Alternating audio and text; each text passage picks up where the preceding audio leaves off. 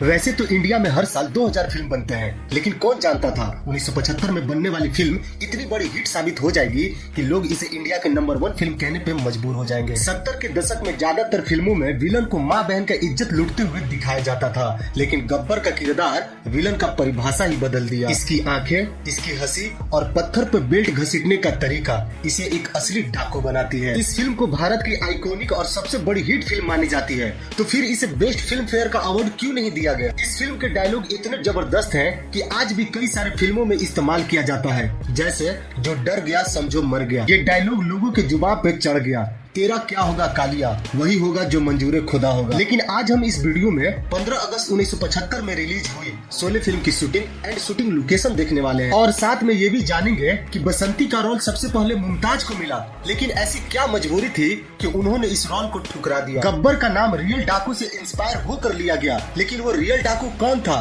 किस राज में उसका दबदबा था? रामगढ़ नाम का गाँव क्या रियल में कोई गाँव था, या सिर्फ फिल्म शूटिंग करने के लिए पूरा का पूरा एक नया गाँव बना दिया गया? गब्बर का किरदार सबसे पहले डैनी डेंजोंगपा को ऑफर किया गया, लेकिन उनके साथ ऐसी क्या मजबूरी थी कि उन्होंने इतनी बड़ी फिल्म को ना कह दिया। सबसे पहले हम बात करते हैं उस जेल के बारे में जहां जय और वीरू कैद होते हैं। ये कोई रियल जेल नहीं, बल्कि मुंबई के फिल्मी आस्थान स्टूडियो में एक नकली लकड़ी का जेल बनाया गया, और इस जेल के जेलर असरानी को स्पेशली तौर पे पुणे से मंगवाया गया, क्योंकि ये उस टाइम पुणे में थिएटर ड्रामा कर रहे थे। दोस्तों, आपको ये ट्रेन वाला सीन याद है जहाँ गब्बर के आदमियों द्वारा ट्रेन को लूटा जाता है? इसी दौरान पुलिस इंस्पेक्टर को गोली लग जाती है।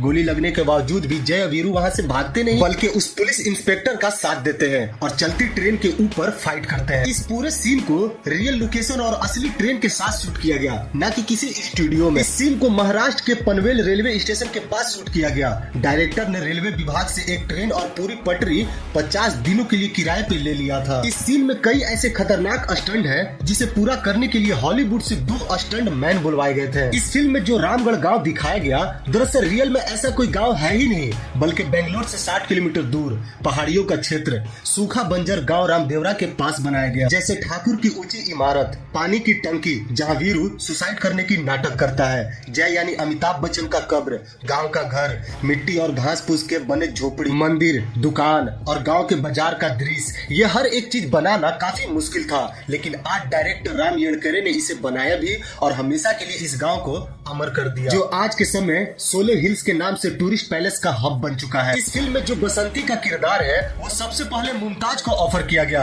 लेकिन मुमताज इस फिल्म को करने से मना कर दी, कारण कम पैसा ऑफर करना। डायरेक्टर रमेश सिप्पी एक इंटरव्यू में बताते हैं कि जब हम लोग मुमताज से इस फिल्म के लिए साइन कराने गए, तब मुमताज ने यह कहकर हम लोग को वापस भेज दिया कि आपके ऑफर किए गए पैसे हमारे लिए कम है। मुमताज उस जमाने की एक बड़ी सुपरस्टार थी और वो अपनी मार्केट वैल्यू से कम पर काम करना नहीं चाहती थी।